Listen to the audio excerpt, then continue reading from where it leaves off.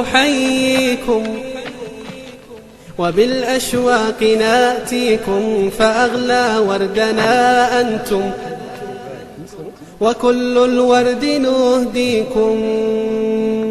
أحييكم وبالأشواق ناتيكم، فأغلى وردنا أنتم وكل الورد نهديكم. أحييكم وبالأشواق ناتيكم، فأغلى وردنا أنتم وكل الورد نهديكم.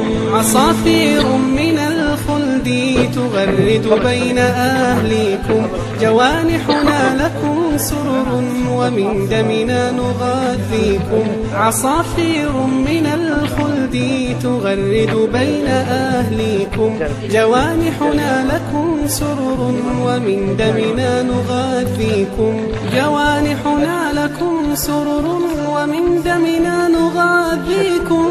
أحييكم وبالأشواق ناتيكم، فأغلى وردنا أنتم وكل الورد نهديكم. ألا ما أجمل اللقيا وما أحلى تلاقيكم، بكم ضاءت محافلنا وعم النور ناديكم.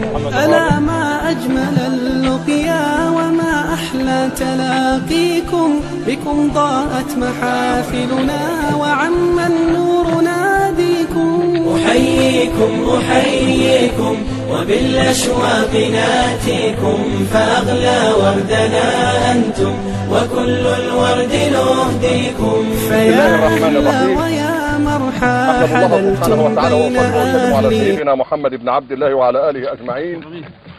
سيدنا أبو أيوب الأنصاري مضيف رسول الله صلى الله عليه وسلم، الذي نزلت القصواء بساحته وظل مجاهدا من أول إسلامه إلى أن نزل ضيفا كريما على الله، إلى أن وصل هنا في منتصف القرن الأول الهجري في جيش معاوية بن أبي سفيان رضي الله عنه تحت قيادة ابنه يزيد، وجرح وطلب في وصيته أن يدفن في أقصى أرض بلغها المسلمون، فكانت هذه الأرض، وظل قبره نداء صائحا في قوة للمسلمين أن افتحوا ما وراء هذا القبر وما بعده، إلى أن قيض الله للمسلمين محمد الفاتح، فكان هذا الفتح المبين.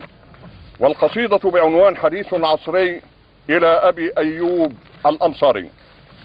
يا أبا أيوب، يا أبا أيوب، والإسلام قربى وانتساب قد أتيناك. يا أبا أيوب، والإسلام قربى وانتساب قد أتيناك، ففي اللقيا اغتنام واكتساب.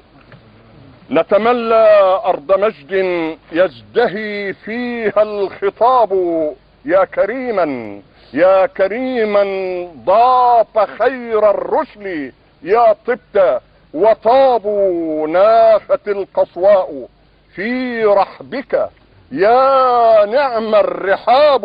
قد قصدناك ضيوفا، قد قصدناك ضيوفا، ولنا فيكم رغاب.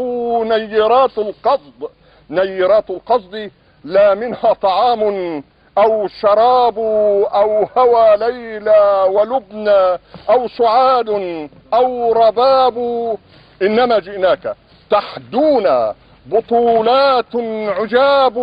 ذكريات في فم الدنيا هي المسك المذاب، حين كنتم بلسما في السلم صفوا لا يشاب، ولكم في ساحة النور بنود وقباب، وقلوب ملؤها الرحمة والحب اللباب.